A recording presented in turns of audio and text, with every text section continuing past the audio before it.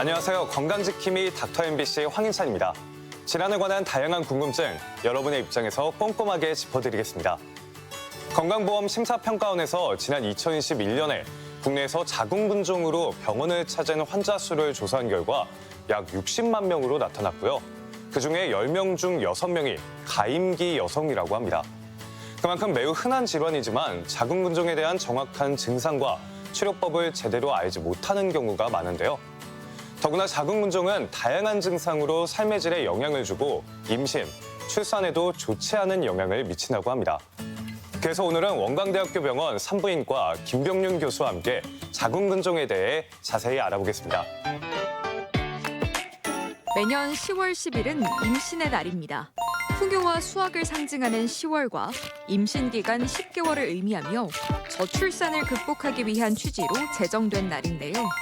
하지만 건강한 임신을 위해서는 자궁 건강이 중요하지만 최근에는 20대, 30대 젊은 여성도 자궁 질환을 호소하는 경우가 적지 않다고 합니다. 그래서 오늘은 산부인과 전문의 김병윤 교수와 함께 자궁 근종에 대해 알아보겠습니다. 안녕하세요. 네, 안녕하세요. 네, 자궁근종에 대해 알아보기 전에 왜 어디서 발병되는지 알아보기 위해 여성의 자궁의 모양과 기능 이걸 먼저 알아보려고 하는데 어떤가요? 네, 이제 자궁은 이제 저희들이 이제 모형으로 보시다시피 서양배를 거꾸로 놓은 것처럼, 그러니까 이 모양에서 서양배 모양을 거꾸로 놓은 것처럼 생긴 근육성 기관으로서 태아가 분만될 때까지 태아를 보호하고 영양 제공을 담당하는 장기입니다. 자궁의 구조는 이 모형에서 보면 자궁 바닥, 자궁 몸통, 자궁 협부, 자궁목으로 나눌 수 있습니다. 길이는 약 6에서 8cm 정도이며 자궁 바닥의 넓이는 한 6cm, 자궁 협부의 길이는 3cm의 크기입니다. 자궁강은 질강으로 연결되어 있으며 자궁 내막은 수분성 점막으로 둘러싸여 있습니다. 사춘기 때는 여성 호르몬이 분비되지 않기 때문에 매우 작지만 사춘기가 시작되면서 급속히 성장해서 성인의 크기와 모양을 가지게 되며 폐경후 더 이상 아이를 낳지 않게 된다면 자궁은 다시 작아지고 혈액 공급도 줄어들며 섬유화가 진행되게 됩니다. 그렇다면 자궁에서 발생할 수 있는 질환에는 무엇이 있을까요? 가장 흔한 질환으로는 자궁근종과 자궁성근증이 있습니다. 이외에도 자궁 내막에 생기는 폴립, 자궁내막증, 자궁내막증식증, 또 이제 악성 종양인 자궁내막암이 발생할 수 있습니다. 최근에 서구화된 생활 습관 등 특히 이제 식습관이 서구화되면서 자궁에 발생하는 질환들이 급격히 증가하고 있으며 특히 젊은 여성에서도 꾸준히 증가하고 있습니다. 자궁에서 가장 흔하게 발생하는 질환으로 자궁근종과 자궁성근증을 얘기하셨는데 이건 정확히 어떤 질환인가요? 네, 자궁근종은 자궁 근육층에 발생하는 양성 종양입니다. 원인은 자궁 근육 세포가 여성 호르몬인 에스트로겐 등의 영향으로 호르몬의 영향을 받아서 비정상적으로 증식하는 호르몬 의존성 질환입니다. 가임기 여성의 25에서 35%에서 발생하는 질환이고 특히 35세 이상의 여성을 봤을 때 약 절반 정도 발생하는 질환입니다. 하지만 폐경후에는 에스트로겐 호르몬이 분비되지 않기 때문에 다시 작아지고 증상도 사라지는 질환입니다. 그래도 50%까지 올라가면 상당히 흔한 질환으로 볼 수 있겠는데요. 그러면 자궁성근증과 자궁근종, 이름은 비슷한데 다른 질환으로 분류가 되나요? 네, 일반적으로 자궁근종과 비슷한 원인, 증상, 그다음에 치료도 비슷해서 일반 산부인과 선생님들이 같은 질환으로 환자분들한테 설명을 드리는 경우가 많은데 엄격히 보면 다른 질환입니다. 자궁성근증은 자궁내막 조직이 자궁 근육층에서 비정상적으로 증식하여 자궁이 커지는 질환으로 전반적으로 자궁이 많이 커지는데 임신 시 자궁처럼 커지는 질환입니다. 원인은 자궁내막 조직이 자궁 근육으로 스며들어서 발생한다는 가설도 있고 또한 자궁 근층 조직이 변화해서 자궁 내막과 유사해진다는 가설도 있습니다. 자궁 근종처럼 에스트로겐 등의 호르몬의 영향을 받는 질환입니다. 자궁근종도 발생하는 위치나 크기에 따라 다양한 형태로 분류할 수 있을 것 같은데 어떻게 분류가 되고 있나요? 네, 이제 크기에 따라서 크기에 따라서 5cm 미만이면 소형, 그다음에 5에서 10cm 정도이면 중형, 그다음에 10cm 이상이면 대형 근종으로 분류를 하고요. 네, 발생하는 위치에 따라서 이 모형을 보시면 자궁 바깥쪽으로 이루고 자라는 경우에는 장막하 근종, 그다음에 자궁 내막 쪽으로 자라는 경우라면 점막하 근종, 그다음에 근육층에 발생한다면 근육 근종으로 분류합니다. 또한 발생하는 위치는 이 자궁 최부뿐만 아니라 자궁 정부, 이 질에서도 발생할 수 있습니다. 가장 흔한 질병으로 많은 여성에게 발병한다고 앞서서 얘기해 주셨잖아요. 그렇다면 정확한 발병률은 어느 정도 되나요? 앞에서 말씀드렸듯이 자궁 근종은 가임기 여성의 3명 중에 1명 정도에서 발생하고, 자궁 성근증이라는 것은 자궁 적출술을 시행하고 나서 병리 조직학적으로 진단을 통해 확진되기 때문에 정확한 유병률을 말씀드리기는 좀 어렵습니다. 하지만 초음파 등의 검사로 봤을 때 성인 여성 중 약 10명 중 2~3명이 자궁 성근증을 앓고 있다고 보고 있습니다. 상당히 많은 분들이 고통받고 계시네요. 네. 그리고 과거에는 주로 40, 50대 여성들에서 발생하였는데 지금은 젊은 20대 여성에서도 꾸준히 발병률이 증가하고 있습니다. 그렇다면 이런 것을 알아차릴 수 있는 불편한 증상들에는 어떤 것이 있는지도 궁금합니다. 많은 경우에는 이제 크기가 작거나 점막하 근종, 이 자궁 내막의 근종이 아니라면 무증상을 가지고 있어서 특별히 걱정 안 하셔도 됩니다. 하지만 근종 위치에 따라서 월경 과다에 의한 빈혈, 그다음에 골반 통증, 복통, 요통 등의 증상이 발생할 수 있습니다. 자궁 근종이 자궁 근육 중 깊게 발생하거나 전에 말씀드린 대로 점막하 근종이 발생한다면 생리량이 많아져서 혈액 응고 덩어리가 생리 때 많이 나올 수 있습니다. 또한 생리 기간도 길어지고 비정상적인 자궁 출혈이 발생할 수 있으며 장기간 방치된다면 평상시 어지럽고 그다음에 피곤하고 그런 증상들을 많이 느낄 수 있습니다. 또한 자궁 근종이 커지면서 주변 장기를 압박하거나 또는 2차 변성이 발생한다면 골반 통증이 나타날 수도 있고요. 통증은 월경 전후나 성교 시 심해질 수 있습니다. 자궁 근종 크기가 많이 커져서 방광이나 직장을 압박하게 되면 배뇨나 배변에 문제가 발생할 수 있습니다. 소변을 자주 보거나 잔뇨감이 발생할 수 있으며 변비가 발생하거나 배변 시 통증을 느낄 수도 있습니다. 또한 근종이 커져서 척추신경을 압박하게 된다면 요통 및 다리 통증도 유발할 수 있게 됩니다. 임신을 준비하는 여성에서는 불임과 유산의 원인이 될 수 있습니다. 자궁 근종이 임신을 방해하거나 유산의 위험성을 증가시키는데 특히 자궁 내막에 생긴 점막하 근종의 경우에는 난자와 정자의 결합을 방해하거나 태아의 착상을 어렵게 해서 불임과 유산의 원인이 될 수 있습니다. 자궁 근종을 가진 채 임신을 유지하게 된다면 태반 조기 박리, 태아 성장 지연, 조산의 위험성이 증가하며 또한 태아의 위치가 흔히 거꾸리라고 하는 둔위 또는 횡위가 많이 증가해서 제왕절개술의 필요성이 증가하게 됩니다. 또한 분만 후 산후출혈의 가능성도 많이 증가하는 것으로 되어 있습니다. 네. 심각한 질병처럼 들리는데요. 자궁 근종을 일으키는 위험 인자들, 즉 어떠한 상황에서 자주 발생하는지도 궁금합니다. 에스트로겐이 많이 증가되어서 몸에 자극하는 상황에서 발생하게 되고 반대적으로 보면 에스트로겐 분비가 적게 발생한다면 감소하는 경향을 보이게 됩니다. 여성 호르몬에 따라서 발생 확률이 올라가는군요. 예. 그래서 먼저 출산을 많이 한 여성에서는 발생률이 감소하게 되며 초경 연령이 빠른 경우 아무래도 발생률이 증가하게 됩니다. 아무래도 에스트로겐이 일찍 노출되기 때문인데 흥미롭게도 보면 미국에서 보면 흑인 여성과 백인 여성을 비교했을 때 흑인 여성에서 많이 발생하는데 그 이유는 흑인 여성이 백인 여성보다 초경 연령이 빠르기 때문에 많이 발생하는 것으로 보고 있습니다. 또한 비만한 여성에서도 많이 증가하게 되고 식이 습관을 보면 육류 과도한 포화지방산 섭취는 약 1.7배 자궁 근종 발생률이 증가하게 되며 햄 같은 가공식품들의 과도한 섭취도 1.3배 증가하는 것으로 되어 있습니다. 반면에 채식 위주의 식습관은 발생률을 한 절반 정도로 감소시키는 것으로 보고되고 있습니다. 요즘 오메가3를 많이 복용하게 되는데 소수 연구에서는 오메가3의 복용도 자궁 근종 발생을 증가시키는 것으로 보고되고 있으며 비타민 A 섭취는 근종 발생을 감소시키는다고 보고되고 있습니다. 또한 바이타민 D의 부족은 자궁 근종의 발생을 증가시키는 것으로 보고 있으며 카페인, 알코올 섭취 또한 자궁 근종 발생을 증가시키는 것으로 보고 있습니다. 흡연은 큰 영향은 없는 것으로 알려져 있지만 흡연은 자궁과 난수의 혈액순환을 방해하기 때문에 반드시 금연 상태를 유지하는 게 중요하다고 보고 있습니다.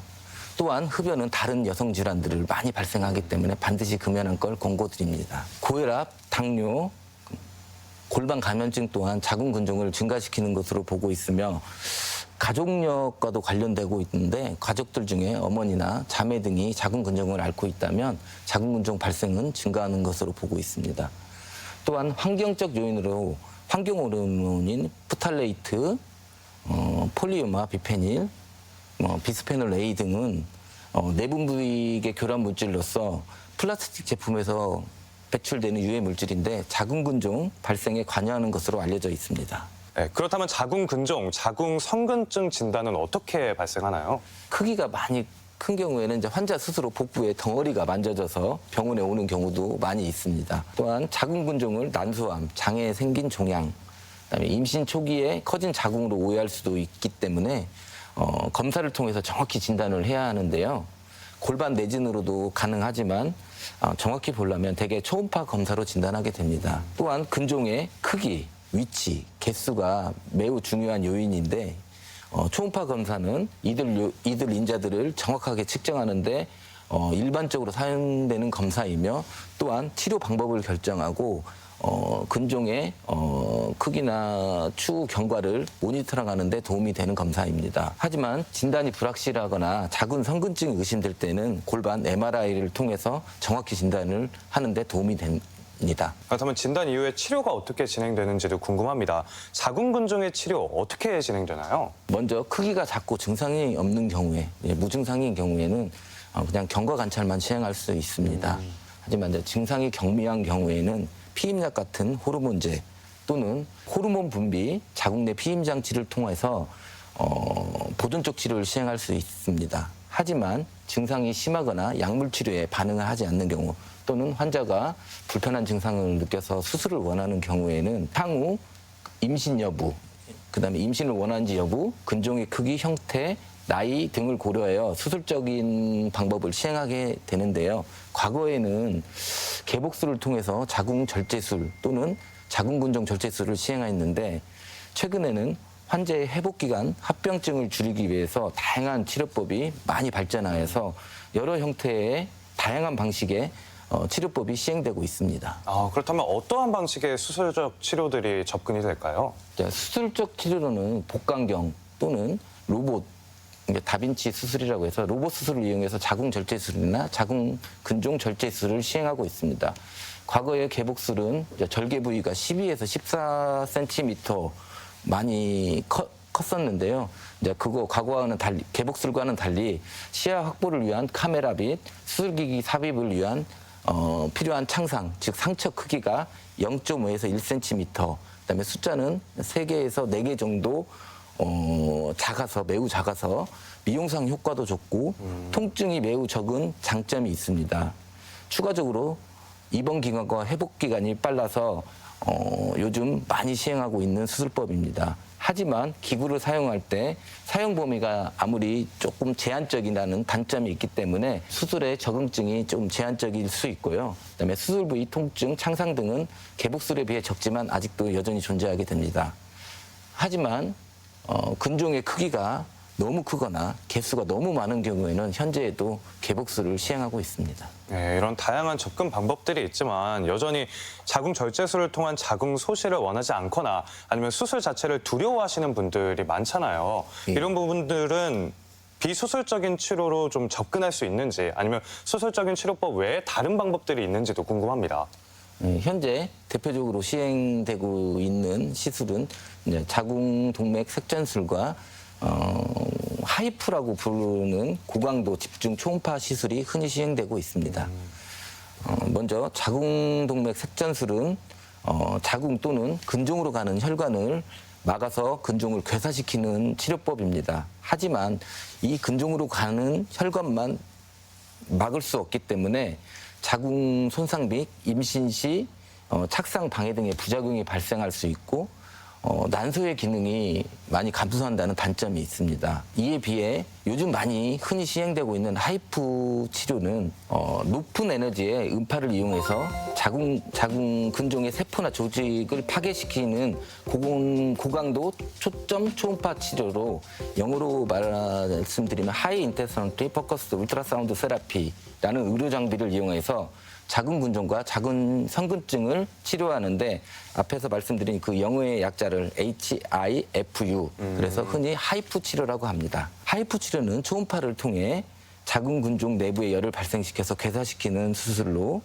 최근에 자궁을 보존하고 싶어하는 여성들에게 많이 선호되는 치료법입니다. 수중이 매우 적고 그다음 입원 기간이 외래에서 시행할 수도 있고 하루 정도 입원 기간이 필요할 수 있으며 마취도 필요 없고 주변 조직 및 장기의 손상이 없다는 게 장점입니다.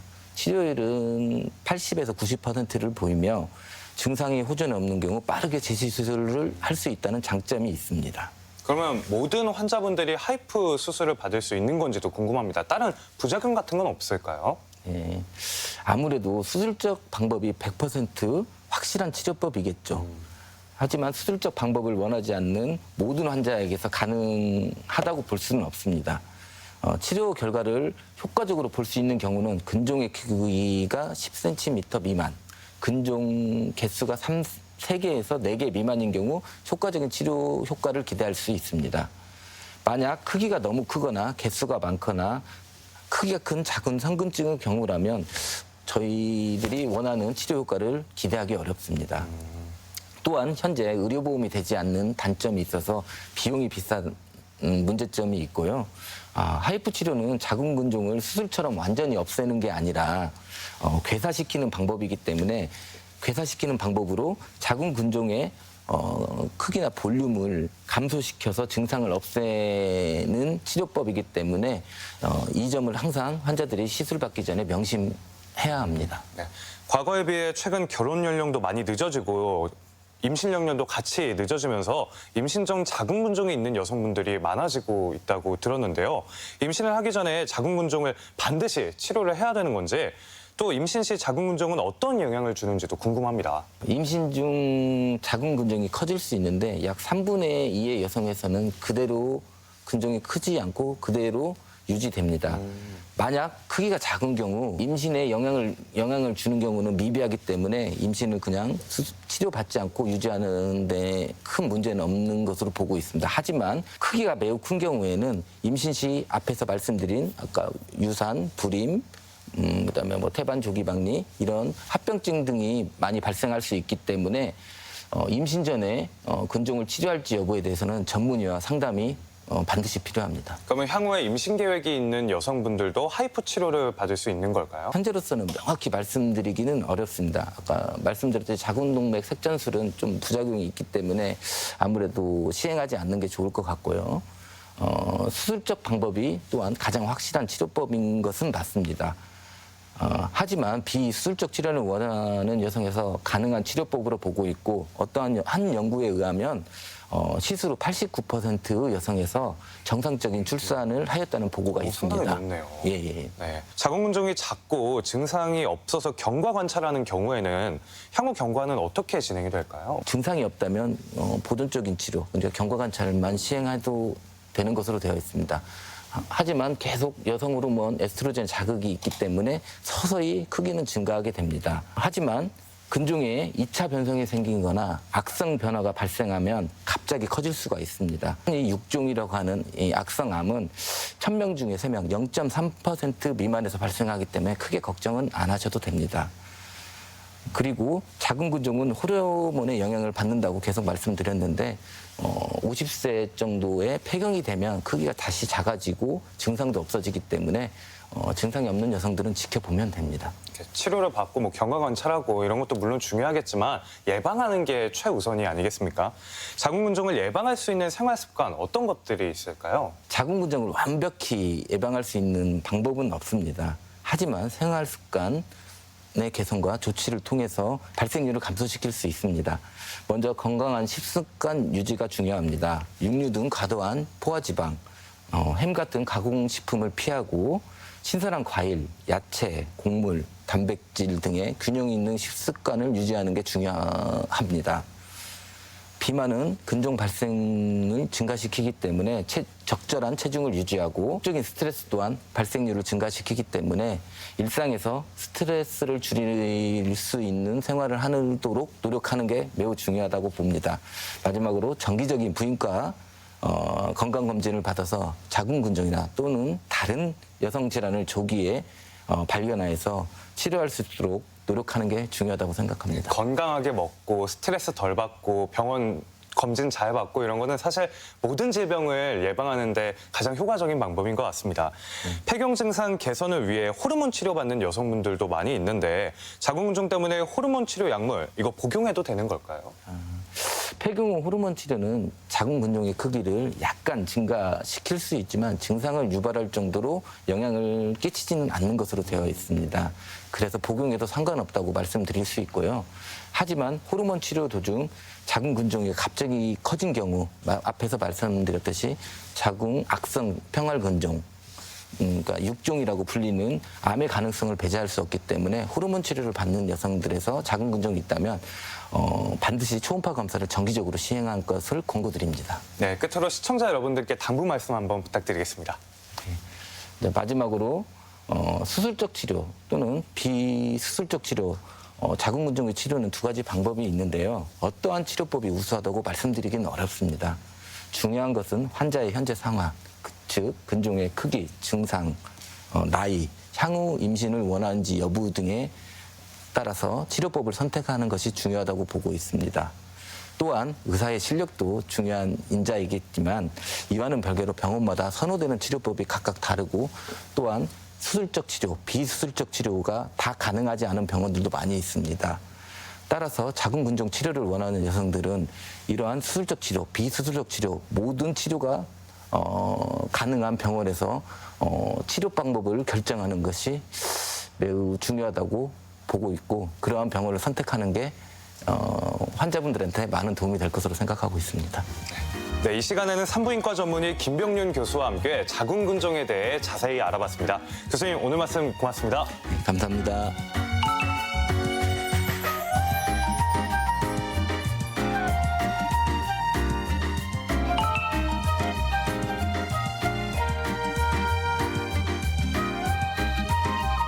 네, 선선한 바람 맞으면서 걷기 운동하기에 참 좋은 계절이죠.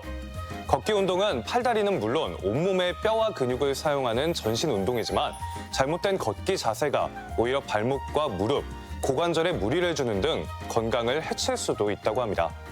그래서 먼저 척추를 세워준다는 느낌으로 허리를 똑바로 세운 다음 시선은 바닥이 아닌 정면을 응시해야 합니다. 그리고 양발은 약간 넓은 평균대에서 걷는 느낌으로 11자가 되도록 하고 발 뒤꿈치부터 발바닥, 엄지발가락 순으로 발 전체를 땅에 누르듯 걷는 것이 올바른 걷기 자세라고 합니다. 그리고 이 밖에 건강과 관련해 궁금증이 있다면 전주 MBC 홈페이지에 질문 남겨주시기 바랍니다. 닥터 MBC가 여러분의 궁금증을 풀어드리겠습니다. 저희가 준비한 소식은 여기까지입니다. 다음 주 이 시간에 다시 찾아뵙겠습니다. 고맙습니다.